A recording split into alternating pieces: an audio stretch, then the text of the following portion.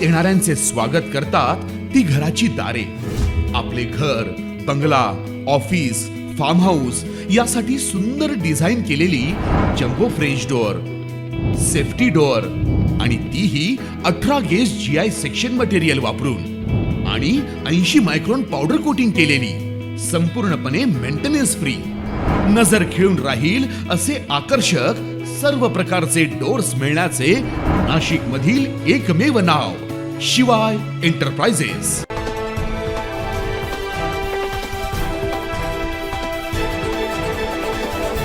वातावरणाच्या दृष्टीने थंड शहर म्हणून ओळख असलेल्या नाशिक शहरात मागील 4 ते 5 दिवसांपासून तापमान 40च्या पार गेल्याचं पाहायला मिळतं. मंगळवारी आणि बुधवारी शहरासह जिल्ह्यात 42 डिग्री सेल्सिअस तापमानाची नोंद झाली.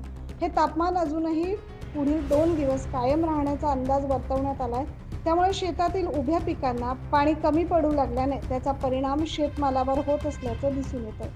नाशिक कृषी उत्पन्न बाजार समितीत विक्रीसाठी येणाऱ्या शेतमालाची आवक घटल्यानं बाजारभाव तेजीत आले.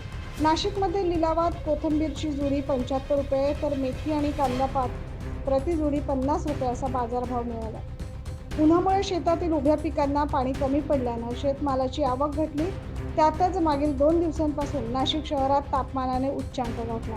त्याचा परिणाम कोथिंबीर, मेथी, कांदा पात, शेपू या शेतीमालावर जाणवला.